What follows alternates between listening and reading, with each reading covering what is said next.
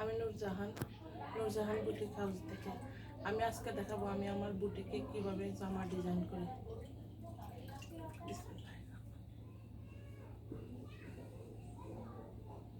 তো এটা একটা 9 বছর বয়সী বাচ্চাদের নায়রা কাট। এখানে আমি লেস দিয়ে ডিটেলিং করছি, ছোট জিগজাগ লেস আর কোটা। কোটা বলিও না, তোমারে পুলিশে ধরে নিয়ে যাবে।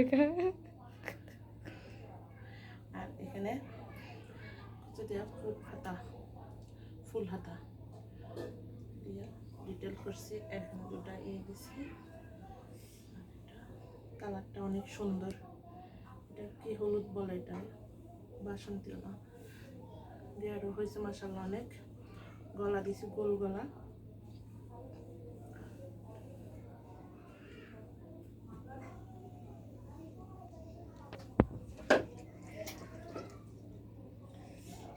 আয়রন ভেঙে গেছে, লিলেন কাপড় সাথে।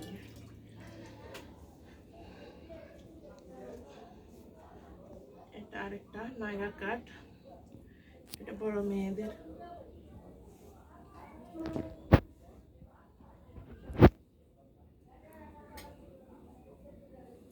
এটার এখানে জিগজাগ লেস দিয়ে প্যানেলের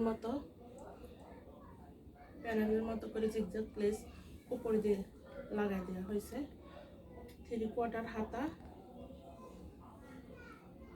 আর এখানে এর মধ্যে দুটো ফুল লাগাই দেওয়া হয়েছে। এটার আর কোনো বেশি একটা ডিজাইন করি নাই, কারণ এটা এমনিতেই কাপড়টা সুন্দর, আর বেশি একটা কিছু করলে ভালো দেখাইতো না, তার কারণে আর বেশি কিছু করি নাই। সামনে পিছনে একরকম। তো আমি এই ধরনের কাপড় সেলাই করে বিক্রি করি। যদি কোনো আপু আমার থেকে অর্ডার করতে চান, তাহলে আমার হোয়াটসঅ্যাপ নাম্বারে আমার সাথে যোগাযোগ করবেন।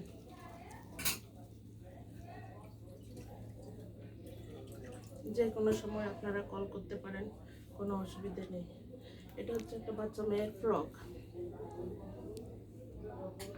হাতাটা হচ্ছে ডালি হাতা। এটা কি হাতা বলে? ডালি হাতা? মেঘি হাতা না, এটা হচ্ছে ডালি হাতা। না, ডালি হাতা তো নামানো থাকে। না, এটা ডালি হাতা। না না না, সরি, এটা কি মেঘি হাতাই। না, ম্যাগি না, এগুলো আর কি একটা জানি বলে। ওই হাতা দিয়েছি। আর এটার মধ্যে আর একটা বেশি কিছু করি নাই।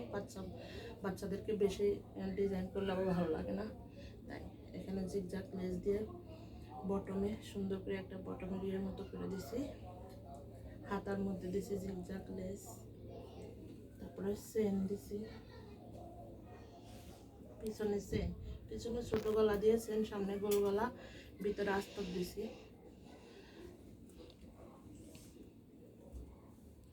সবসময় এগুলো। এখানে আরো একটা জামা, এটা হচ্ছে নায়রা কাট। এটাও নায়রা কাট। আসলে নায়রা কাটের চাহিদাটা বেশি, কারণ এখন সবাই নায়রা কাট পরতেছে, যার কারণে সবাই নায়রা কাটে অর্ডার করে। এখানে কালো কাপড়টা হচ্ছে অ্যাশ কালারের মধ্যে কালো কালারে বেশি যায়, তার কারণে আমি কালো কালার লেস দিয়ে তো এখানে বক্স করে দিছি। অনেক সুন্দর লাগতেছে।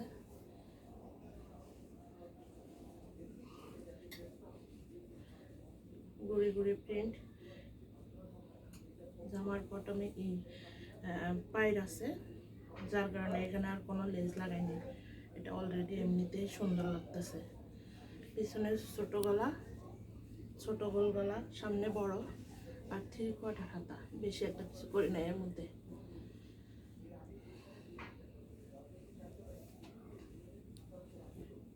এটাও একজনের অর্ডার।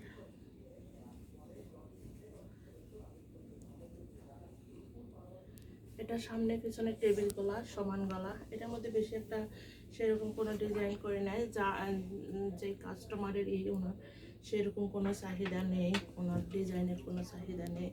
উনি ইসলামিক মাইন্ডের মানুষ, যার কারণে উনি সুন্নতি জামা বানাইতে বলছে যে ঘের বেশি ঢোলা দিয়ে সুন্নতি জামা বানাই দিবেন।